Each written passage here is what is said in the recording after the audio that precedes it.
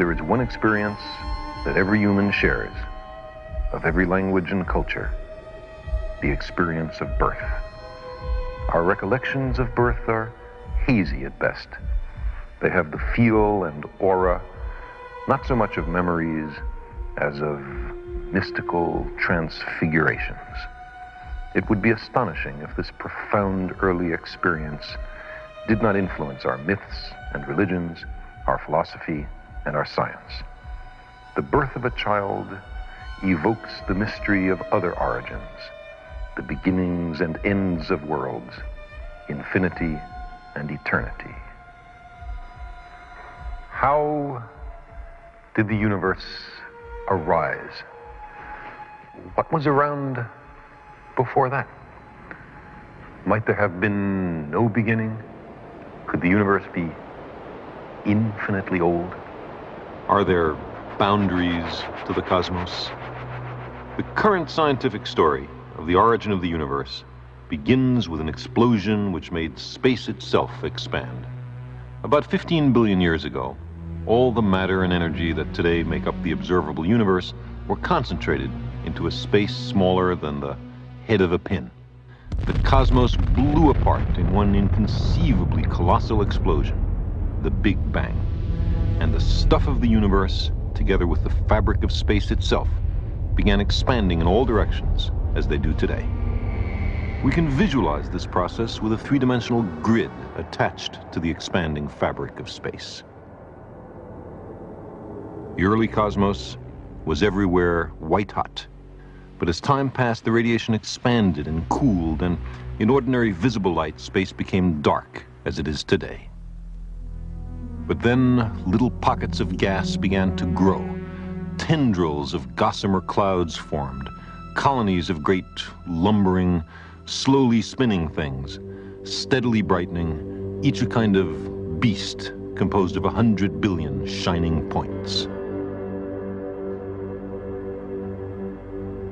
The largest recognizable structures in the universe had formed.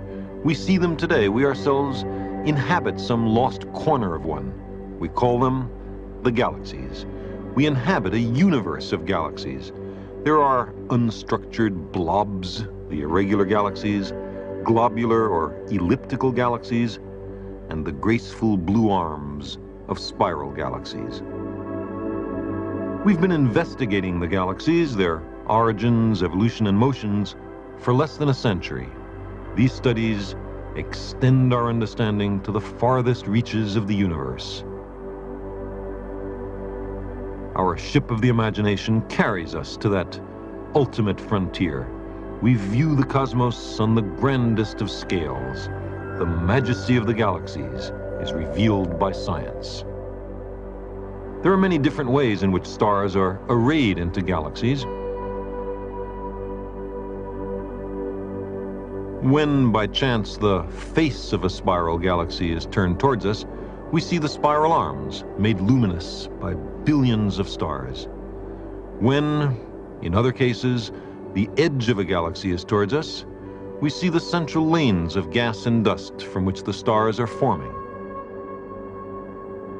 In barred spirals, a river of star stuff extends through the galactic center, connecting opposite spiral arms. Elliptical galaxies come in giant and dwarf sizes. There are many mysterious galaxies, places where something has gone terribly wrong, where there are explosions and collisions and streamers of gas and stars, bridges between the galaxies. The galaxies look rigid and unmoving, but we see them only for a single frame of the cosmic movie. Their parts are dissipating and reforming on a timescale of hundreds of millions of years. A galaxy is a fluid made of billions of suns all bound together by gravity. These giant galactic forms exist throughout the universe and may be a common source of wonderment and instruction for billions of species of intelligent life. Their evolution is governed everywhere by the same laws of physics. We need a computer to illustrate the collective motion of so many stars, each under the gravitational influence of all the others. A billion years is here compressed into a few seconds. In some cases, spiral arms form all by themselves.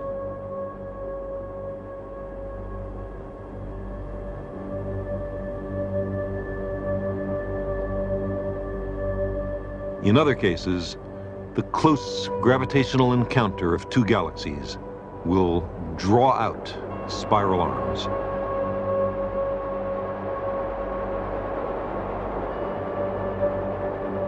But when two nearby galaxies collide, like a bullet through a swarm of bees, the stars hardly collide at all, but the shapes of the galaxies can be severely distorted.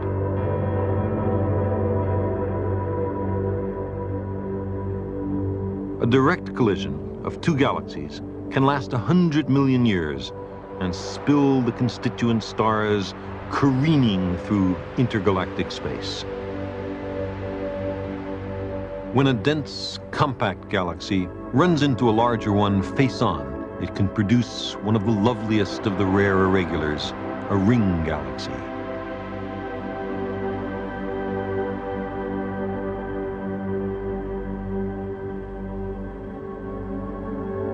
Thousands of light years across, a ring galaxy is set against the velvet of intergalactic space. It's a temporary configuration of disrupted stars, a splash in the cosmic pond.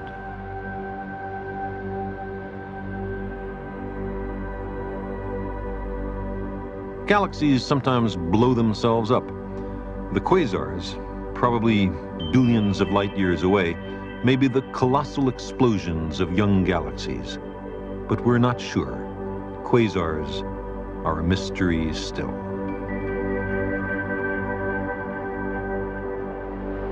The galaxies reveal a universal order and beauty, but also violence on a scale never before imagined. The universe seems neither benign nor hostile, merely indifferent to the concerns of such creatures as we. Quasars may be monster versions of rapidly rotating pulsars, or due to multiple collisions of millions of stars densely packed in the galactic core, or a chain reaction of supernova explosions in such a core. Some astronomers think a quasar is caused by millions of stars falling into an immense black hole in the core of a galaxy. Something like a black hole, something very massive, very dense, and very small, is ticking and purring away in the cores of nearby galaxies.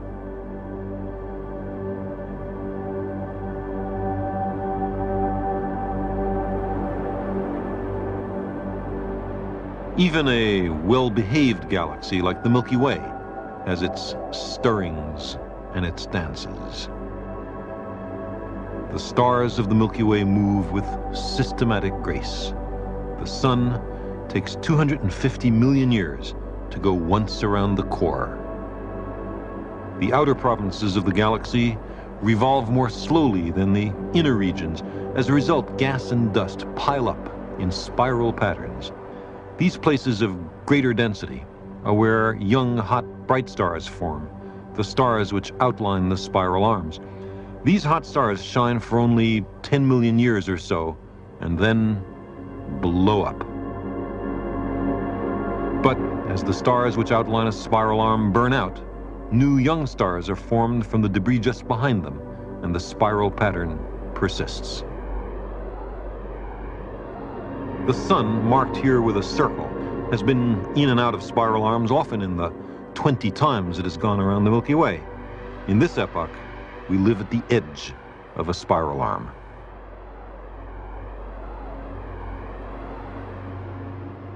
We've looked at internal galactic motion on a small scale across 1 million light years or less. But the motion of the galaxies themselves across billions of light years is different. That motion is a relic of the Big Bang. The key to cosmology, the study of the entire universe, turns out to be a commonplace of nature, an experience of everyday life.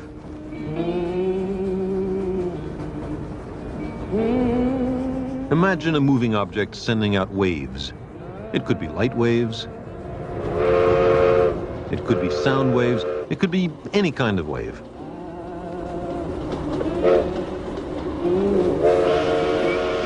When that moving object passes us, we sense a change in pitch. That's called the Doppler effect. If you're the engineer in the cab, then the pitch of your locomotive whistle always sounds the same to you. That's because you're moving along with the source of the sound. But if you're standing alongside the track when the train passes, you hear that familiar shift in pitch, the Doppler shift.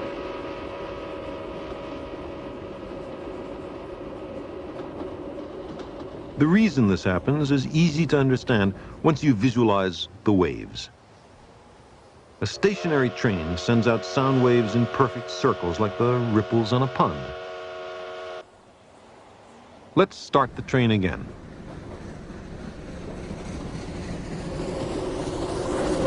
Now, the waves spreading out ahead of it get squashed together, and those spreading out behind it get stretched apart.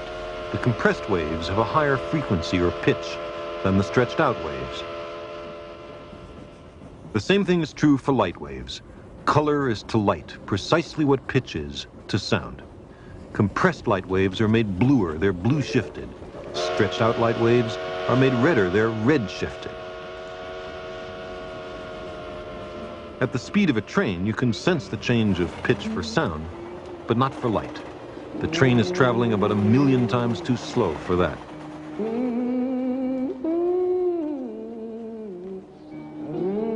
It turns out that the Doppler effect for light waves is the key to the cosmos. The evidence for this was gathered unexpectedly by a former mule team driver who never went beyond the 8th grade. During the second decade of this century, the world's largest telescope was being assembled on Mount Wilson, overlooking what were then the clear skies of Los Angeles. Large pieces of the telescope had to be hauled to the top of the mountain, a job for mule teams. One of the drivers was a young man named Milton Humison, the ne'er-do-well son of a California banker.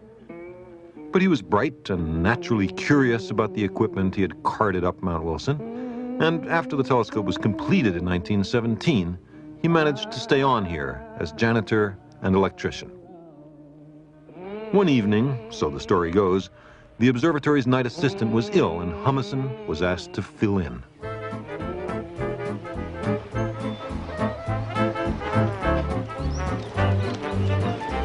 Humison was a gambling man, celebrated for his skill at poker and at the pool table, but his touch with the telescope was admired even more.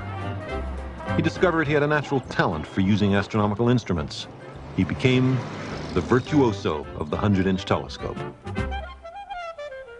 In this instrument, the light from distant galaxies is focused on a glass photographic plate by a great encased mirror 100 inches across. By the late 1920s, Humison was making observations himself. Mr. Nelson?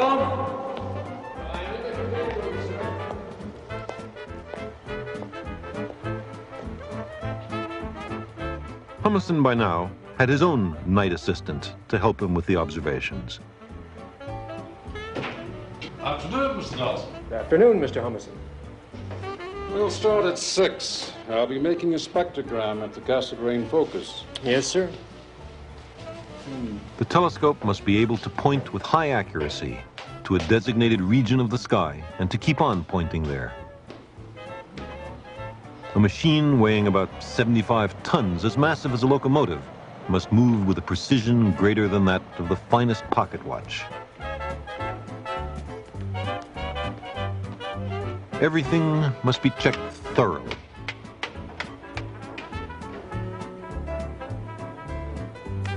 The electrical power system must work flawlessly.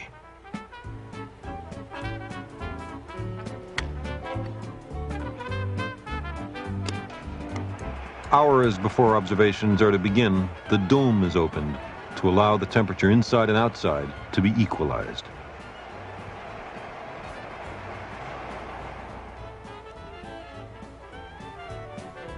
Humason prepared the sensitive photographic emulsions sheathed in their metal holders to capture with the giant telescope the faint light from remote galaxies. This was part of a systematic program which Humason and his mentor, the astronomer Edwin Hubble, were pursuing to measure the Doppler shift of the light from the most distant galaxies then known. But the most distant galaxies are very faint. That's why, even with the largest telescope in the world, it was necessary to take very long time exposures, often lasting the whole night, and sometimes requiring several successive nights. Humason would give the night assistant the celestial coordinates of the target galaxy.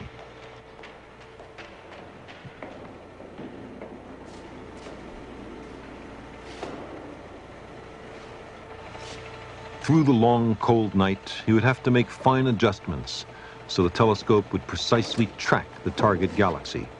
The galaxy itself was much too faint to see through the great telescope, although it could be recorded photographically with a long time exposure. So the telescope would be pointed at a nearby bright star and then offset to a featureless patch of sky from which, over the long night, the light from the unseen galaxy would slowly accumulate. The telescope focused the faint white light from the galaxy into the spectrometer, where it was spread out into its rainbow of constituent colors. The spectrum would be recorded on the little glass plates. All right, would you clamp in the drive and salute to the focus star, please? Are you clear? I'm going to salute to the east. Yes, I think I'm clear. Just take it easy.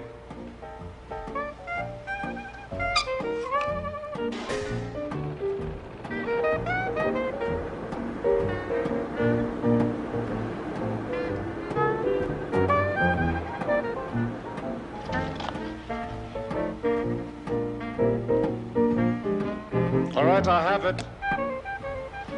Now let's go to NGC 7619. I'm clear.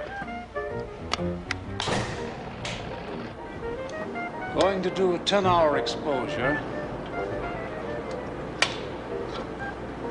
What time is it? 7:15. All right, lights out, please.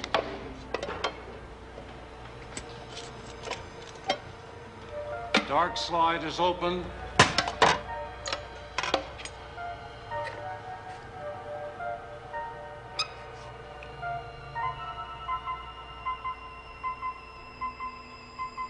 A large telescope views only a tiny patch of sky. As the Earth turns, a guide star or a galaxy would drift out of the telescope's field of view in only a few minutes. Humason had to stay awake, tracking the galaxy while elaborate machinery moved the telescope slowly in the opposite direction to compensate for the Earth's rotation. The telescope is a kind of clock. How's the dome? You're clear.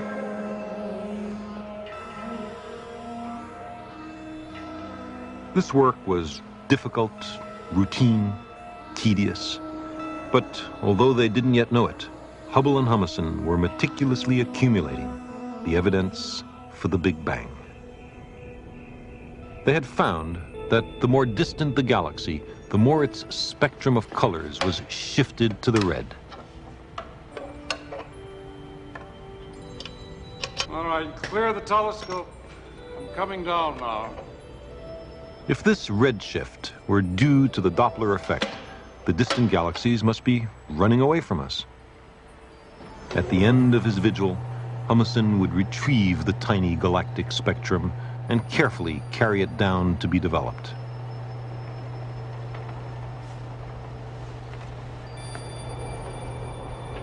Thank you, Mr. Nelson. I'm going to the dark room now. Good day. Good day, sir.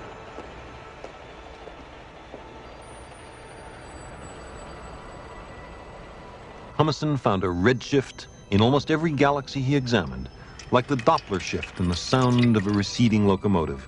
And the farther away from us they were, the faster they were receding. Tied to the fabric of space, the outward rushing galaxies were tracing the expansion of the universe itself. An awesome conclusion had been captured on these tiny glass slides. Humason and Hubble had discovered the Big Bang.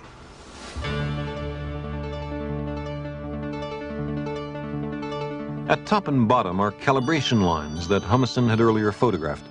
In the middle is the spectrum of a relatively nearby galaxy. Every element has a characteristic spectral fingerprint, a set of frequencies where light is absorbed.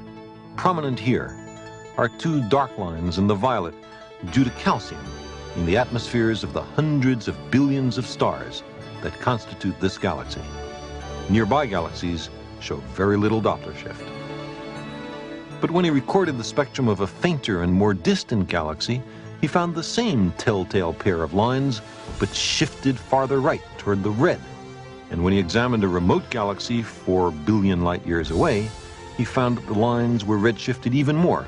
This galaxy must be receding at 200 million kilometers an hour.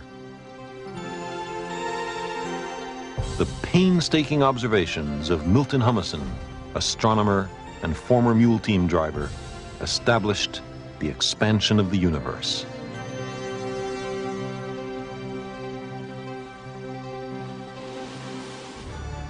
In discussing the large-scale structure of the cosmos, astronomers sometimes say that space is curved, or that the universe is finite but unbounded. Whatever are they talking about? Let's imagine that we are perfectly flat. I mean absolutely flat, and that we live, appropriately enough, in a flatland, a land designed and named by Edwin Abbott, a Shakespearean scholar who lived in Victorian England. Everybody in flatland is, of course, exceptionally flat.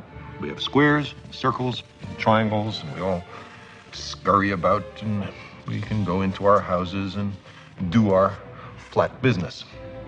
Now, we have width and length, but no height at all. Now, these little cutouts have some little height, but let's ignore that. Let's imagine that these are absolutely flat. That being the case, we know, us flatlanders, about left-right, and we know about forward-back, but we have never heard of up-down. Let us imagine that into flatland, hovering above it, comes a strange three-dimensional creature which, oddly enough, looks like an apple. And the three-dimensional creature sees an attractive, congenial-looking square, watches it enter its house, and decides in a gesture of interdimensional amity to say hello. "Hello," says the three-dimensional creature. "How are you? I am a visitor from the third dimension." Well, the poor square looks around his closed house, sees no one there, and what's more, has witnessed a greeting coming from his insides, a voice from within. He surely is getting a little worried about his sanity. The three-dimensional creature is unhappy about being considered a psychological aberration, and so he descends to actually enter flatland.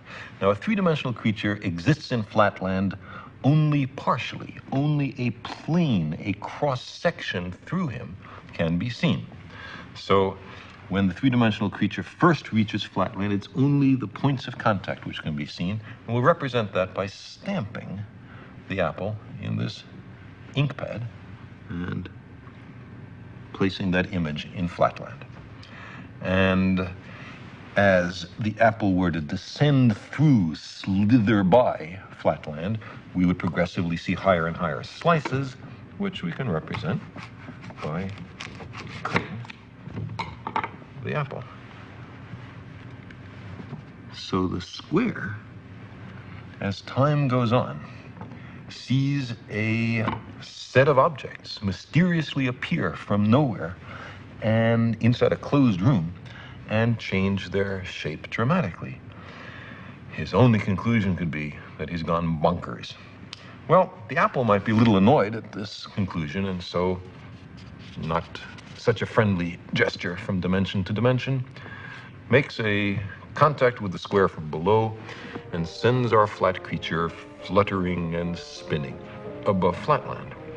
At first, the square has no idea what's happening. He's terribly confused. This is utterly outside his experience. But after a while, he comes to realize that he is seeing inside closed rooms in flatland. He is looking inside his fellow flat creatures. He is seeing flatland from a perspective no one has ever seen it before to his knowledge. Getting into another dimension provides as an incidental benefit a kind of X-ray vision.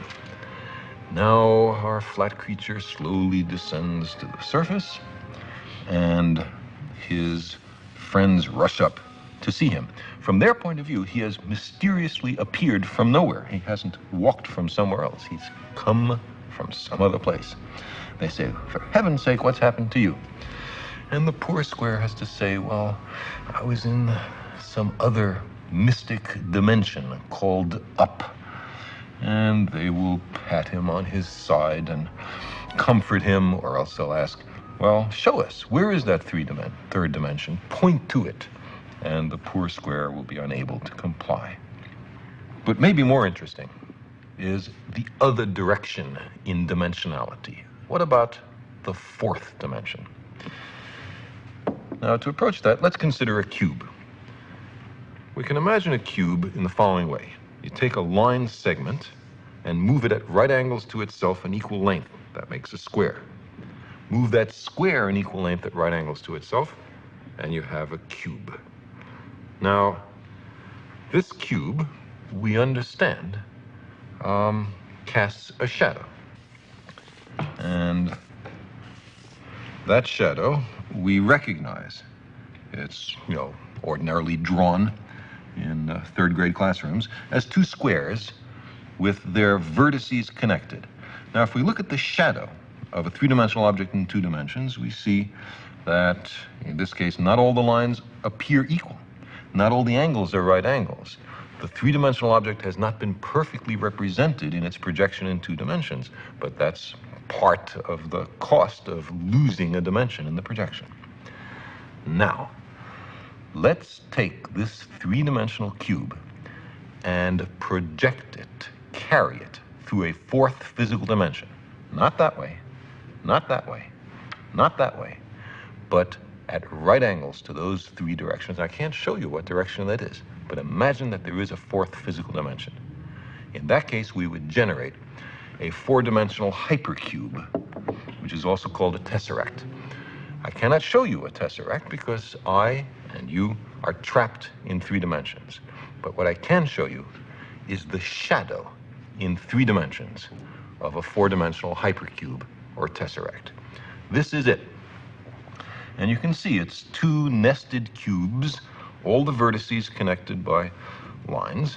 And now the real tesseract in four dimensions would have all the lines of equal length and all the angles right angles.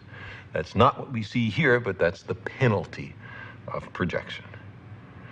So you see, while we cannot imagine the world of four dimensions, we can certainly think about it perfectly well. Now, imagine a universe just like Flatland, truly two-dimensional, and entirely flat in every direction, but with one exception.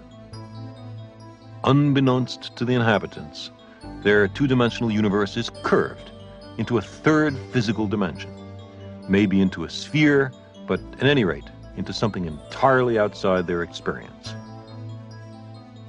Locally, their universe still looks flat enough, but if one of them, much smaller and flatter than me, takes a very long walk along what seems to be a straight line, he would uncover a great mystery.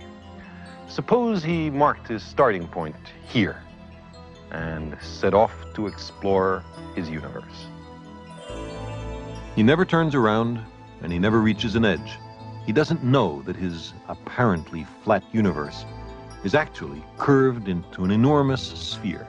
He doesn't sense that he's walking around a globe. Why should his space be curved?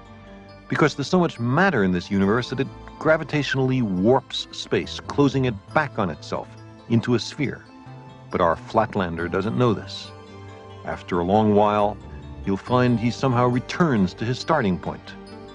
There must be a third dimension. Our flatlander couldn't imagine a third dimension, but he could sure deduce it. Now, increase all the dimensions in this story by 1, and you have something like the situation which many cosmologists think may actually apply to us. We are three-dimensional creatures trapped in 3 dimensions. We imagine our universe to be flat in 3 dimensions, but maybe it's curved into a 4th. We can talk about a 4th physical dimension, but we can't experience it. No one can point to the 4th dimension. I mean, there's left, right, and there's forward, back, there's up, down, and there's some other direction simultaneously at right angles to those familiar 3 dimensions. Now, imagine this universe is expanding. If we blow it up like a 4-dimensional balloon, what happens? An astronomer in a given galaxy thinks all the other galaxies are running away from him. The more distant the galaxy, the faster it seems to be moving. This is just what Humason and Hubble found. On the surface of this curved universe, there is no boundary or center. The universe can be both finite and unbounded. The redshift of the distant galaxies seemed to imply to Humason's contemporaries that we were at the center of an expanding universe, that our place in space was somehow privileged. But if the universe is expanding, whether or not it's curved into a 4th dimension, observers on every galaxy will see precisely the same thing. All the galaxies rushing away from them as if they had made some dreadful intergalactic social blunder. If there's enough matter to close the universe gravitationally, then it's wrapped in on itself like a sphere.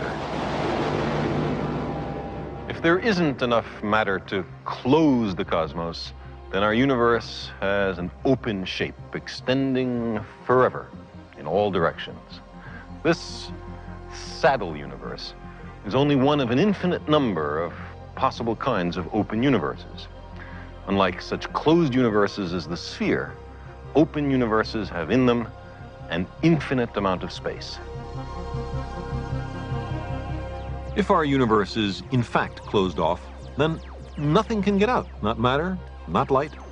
We would then be living inside a black hole. There is one possible way out, though, a hypothetical tunnel or wormhole through the next higher dimension, a place sucking in matter and light. Can we find such a wormhole? Could we survive the trip? We might emerge in some other place and time, perhaps in another universe, or perhaps somewhere else in our own. If you want to know what it's like inside a black hole, look around.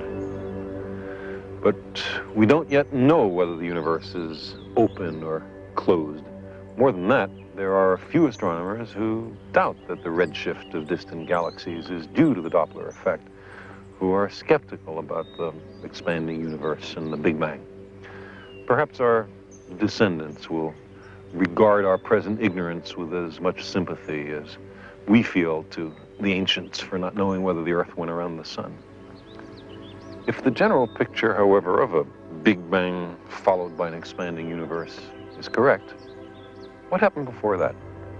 Was the universe devoid of all matter and then the matter suddenly somehow created? How did that happen? In many cultures, the customary answer is that a god or gods created the universe out of nothing. But if we wish to pursue this question courageously, we must, of course, ask the next question. Where did God come from? If we decide that this is an unanswerable question, why not save a step and conclude that the origin of the universe is an unanswerable question. Or, if we say that God always existed, why not save a step and conclude that the universe always existed, that there's no need for a creation, it was always here? These are not easy questions. Cosmology brings us face to face with the deepest mysteries, with questions that were once treated only in religion and myth.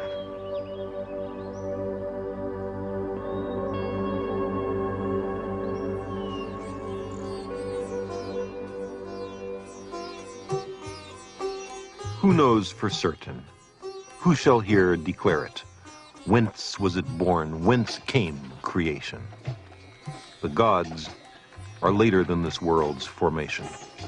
Who then can know the origins of the world? None knows whence creation arose, or whether he has or has not made it, he who surveys it from the lofty skies. Only he knows, or perhaps he knows not. These words are 3,500 years old. They're taken from the Rig Veda, a collection of early Sanskrit hymns. The most sophisticated ancient cosmological ideas came from Asia, and particularly from India. Here, there's a tradition of skeptical questioning and unself-conscious humility before the great cosmic mysteries. Amidst the routine of daily life, in, say, the harvesting and winnowing of grain, people all over the world have wondered, where did the universe come from? Asking this question is a hallmark of our species.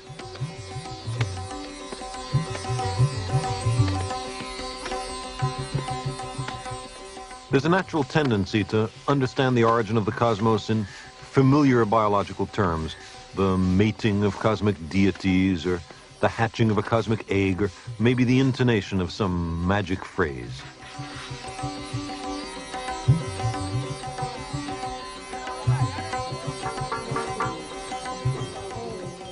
The Big Bang is our modern scientific creation myth. It comes from the same human need to solve the cosmological riddle. Most cultures imagined the world to be only a few hundred human generations old.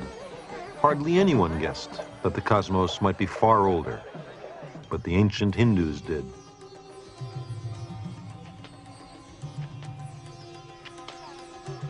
They, like every other society, noted and calibrated the cycles in nature. The rising and setting of the sun and stars, the phases of the moon, the passing of the seasons.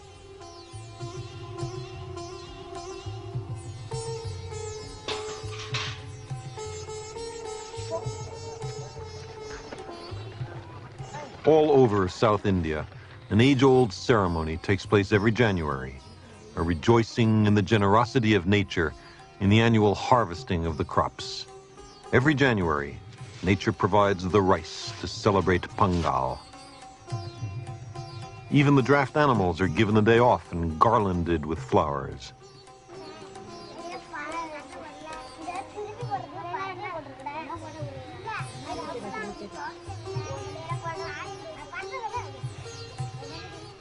Colorful designs are painted on the ground to attract harmony and good fortune for the coming year.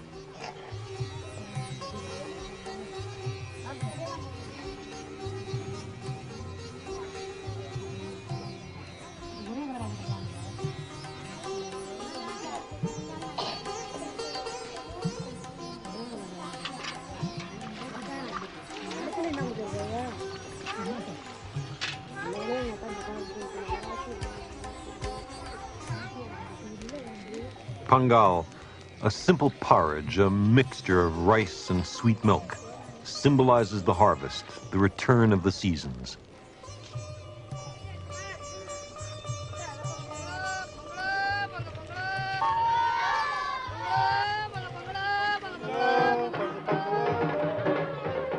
However, this is not merely a harvest festival.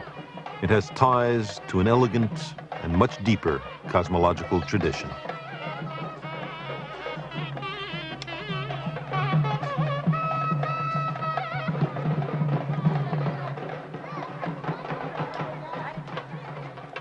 The Pongal festival is a rejoicing in the fact that there are cycles in nature. But how could such cycles come about unless the gods will them? And if there are cycles in the years of humans, might there not be cycles in the eons of the gods? The Hindu religion is the only one of the world's great faiths dedicated to the idea that the cosmos itself undergoes an immense, indeed an infinite, number of deaths and rebirths.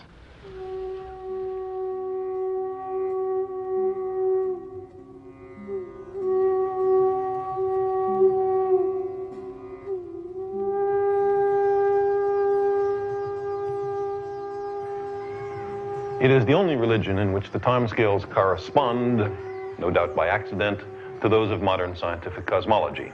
Its cycles run from our ordinary day and night to a day and night of Brahma, 8.64 billion years long, longer than the age of the Earth or the Sun, and about half the time since the Big Bang. And there are much longer time scales still.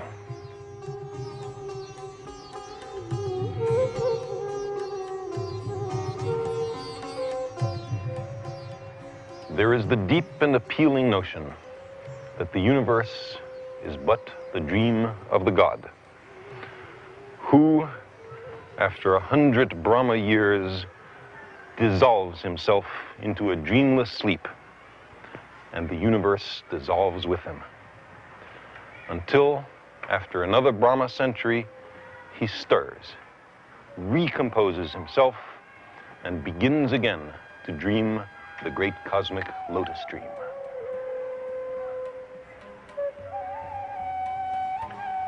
Meanwhile, elsewhere, there are an infinite number of other universes, each with its own god, dreaming the cosmic dream.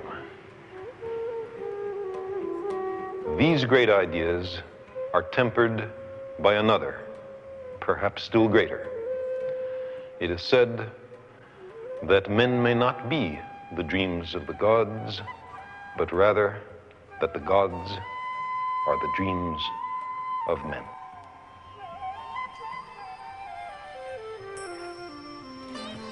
In India, there are many gods, and each god has many manifestations. These Chola bronzes cast in the 11th century include several different incarnations of the god Shiva, seen here at his wedding. The most elegant and sublime of these bronzes is a representation of the creation of the universe at the beginning of each cosmic cycle, a motif known as the cosmic dance of Shiva. The god has 4 hands. In the upper right hand is a drum whose sound is the sound of creation. In the upper left hand is a tongue of flame, a reminder that the universe, now newly created, will, billions of years from now, be utterly destroyed. Creation, destruction.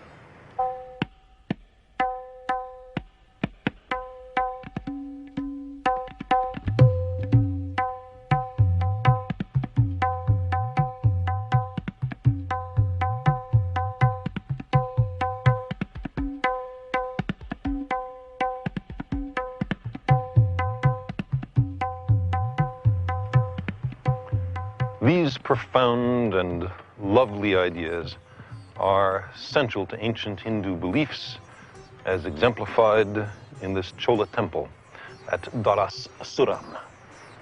They are a kind of premonition of modern astronomical ideas. Without doubt, the universe has been expanding since the Big Bang, but it is by no means clear that it will continue to expand forever. If there is less than a certain amount of matter in the universe, then the mutual gravitation of the receding galaxies will be insufficient to stop the expansion, and the universe will run away forever.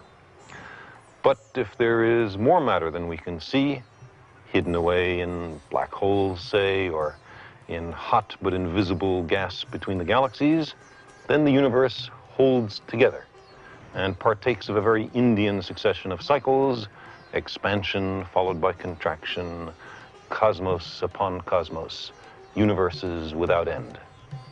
If we live in such an oscillating universe, then the Big Bang is not the creation of the cosmos, but merely the end of the previous cycle, the destruction of the last incarnation of the cosmos. Neither of these modern cosmologies may be altogether to our liking. In one cosmology, the universe is created somehow from nothing 15 to 20 billion years ago and expands forever, the galaxies mutually receding until the last one disappears over our cosmic horizon. Then the galactic astronomers are out of business. The stars cool and die, matter itself decays, and the universe becomes a thin, cold haze of elementary particles.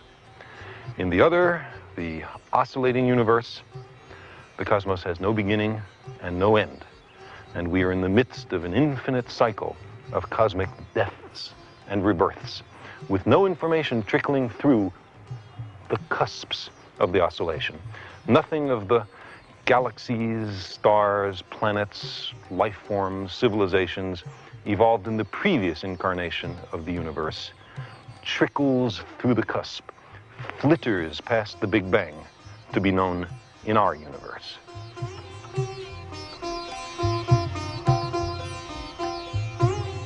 The death of the universe in either cosmology may seem a little depressing, but we may take some solace in the timescales involved. These events will take tens of billions of years or more. Human beings, or our descendants, whoever they might be, can do a great deal of good in tens of billions of years before the cosmos dies.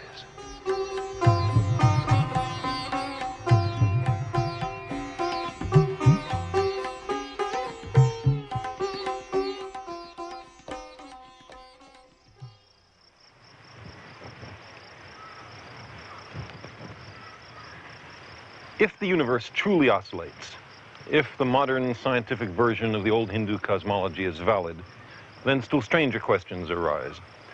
Some scientists think that when redshift is followed by blue shift, causality will be inverted and effects will precede causes. First, the ripples spread out from a point on the water's surface. Then I throw the stone into the pond. Some scientists wonder, in an oscillating universe, about what happens at the cusps, at the transition from contraction to expansion. Some think that the laws of nature are then randomly reshuffled, that the kinds of physics and chemistry we have in this universe represent only one of an infinite range of possible natural laws. It is easy to see that only a very restricted range of laws of nature are consistent with galaxies and stars, planets, life, and intelligence. If the laws of nature are randomly reshuffled at the cusps, then it is only the most extraordinary coincidence that the cosmic slot machine has this time come up with a universe consistent with us. Do we live in a universe which expands forever, or in one where there is a nested set of infinite cycles? There's a way to find out the answer to that question, not by mysticism, but through science, by making an accurate census of the total amount of matter in the universe, or by seeing to the very edge of the cosmos.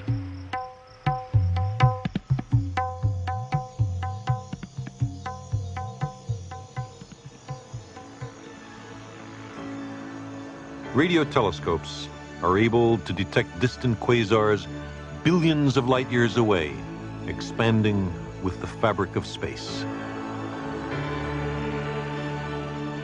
By looking far out into space, we are also looking far back into time, back toward the horizon of the universe, back toward the epoch of the Big Bang. Radio telescopes have even detected the cosmic background radiation, the fires of the Big Bang, cooled and redshifted, faintly echoing down the corridors of time.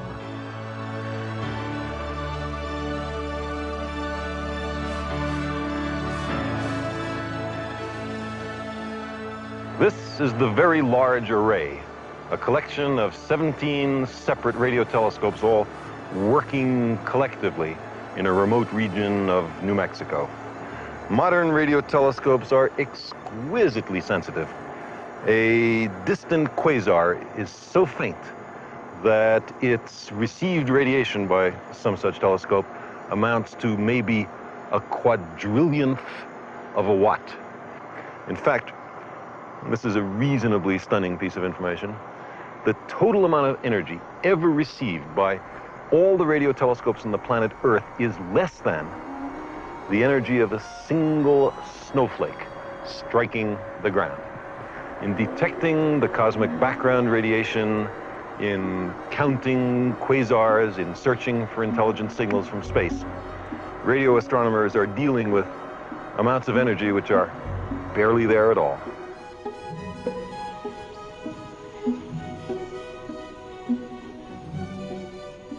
These radio telescopes, rising like giant flowers from the New Mexico desert, are monuments to human ingenuity. The faint radio waves are collected, focused, assembled, and amplified, and then converted into pictures of nebulae, galaxies, and quasars.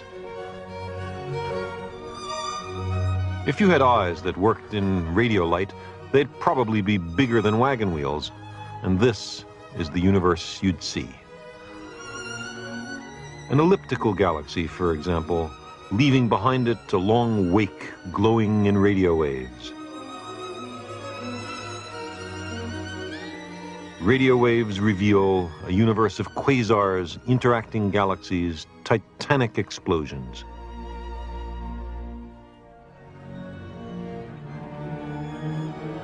Every time we use another kind of light to view the cosmos, we open a new door of perception. As the murmurs from the edge of the cosmos slowly accumulate, our understanding grows.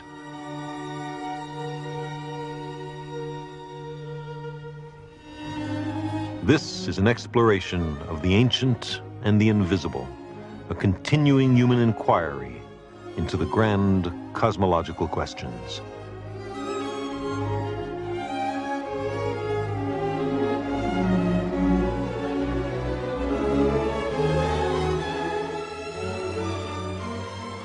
Another important recent finding was made by X-ray observatories in Earth orbit. Artificial satellites launched to view the sky, not in ordinary visible light, not in radio waves, but in X-ray light. There seems to be an immense cloud of extremely hot hydrogen glowing in X-rays between some galaxies. Now, if this amount of intergalactic matter were typical of all clusters of galaxies, then there may be just enough matter to close the cosmos and to trap us forever in an oscillating universe.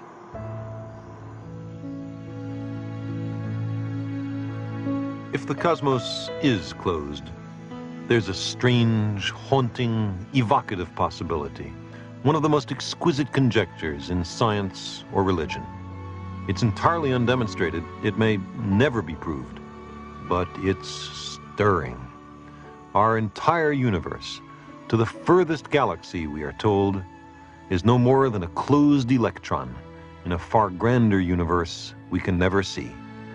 And that universe is only an elementary particle in another still greater universe, and so on forever.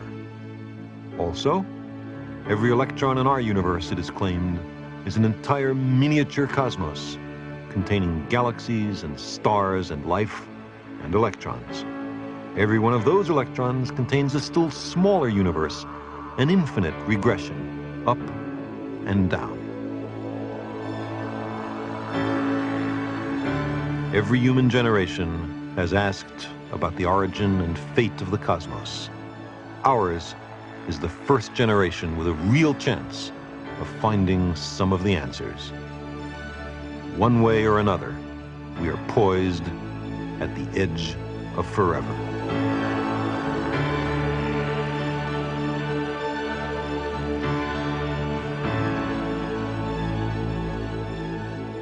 Except for planetary exploration, the study of galaxies and cosmology, what this episode was about, have undergone the greatest advances since Cosmos was first broadcast. For one thing, at last we have a good photograph of our own Milky Way galaxy, about 100,000 light years across. Here it is.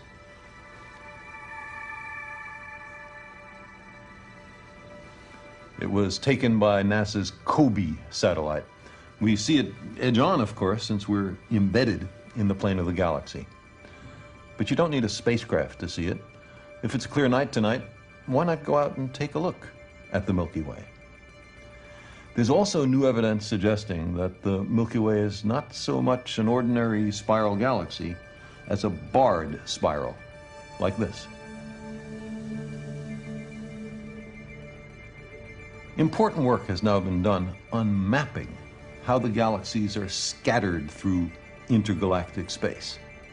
To the surprise of a lot of scientists, on a scale of hundreds of millions of light years, the galaxies turn out not to be strewn at random or concentrated in clusters of galaxies, but instead strung out along odd, irregular surfaces, like this. Every dot in this computer animation is a galaxy. The computer lets us look at this distribution of galaxies from many points of view, but this is how it looks from the Earth. There's an odd mannequin shape that is presented by the distribution of galaxies. This work has been done mainly by Margaret Geller with her collaborator John Huckra at Harvard University and the Smithsonian Institution.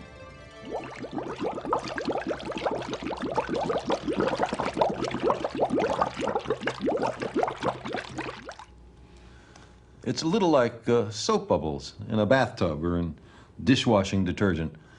The galaxies are on the surfaces of the bubbles. The insides of the bubbles seem to have almost no galaxies in them at all. An average bubble is about 100 million light years across. And that means that we've mapped still only a very small volume of the accessible universe, the galaxies nearest to us. But pretty soon, we should be able to extend this search out to enormous distances, out to distances so far away in space that we're looking back to the time that galaxies and their structures were first forming. And this poses a real problem. Most cosmologists hold that the galaxies arise from a pre-existing lumpiness in the early universe, with little lumps growing into galaxies. But the background radiation from the Big Bang that fills all of space has now been carefully measured by that same COBE satellite that took that picture. Now, those radio waves seem almost perfectly uniform across the sky, as if the Big Bang weren't lumpy or granular at all.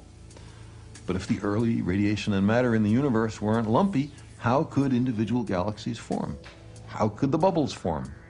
Is there a contradiction between the uniformity of the Big Bang radio waves and the bubble structures formed by the galaxies? That's the question. When our survey of the galaxies reaches out to billions of light years, we'll have the answer to this question. Incidentally, maybe you're thinking that the bubbles imply a bubble maker. But then I'd have to ask you, who made the bubble maker? There's another infinite regress lurking here. And to one of the grandest questions, whether there's enough matter in the universe to close it, the only fair answer is that we still don't know. If it is closed, what is the hidden matter that's closing it? Is it faint stars, black holes, massive neutrinos, some exotic kind of dark matter unknown on Earth? We don't know, but there are reasons to think that we'll soon find out the answers.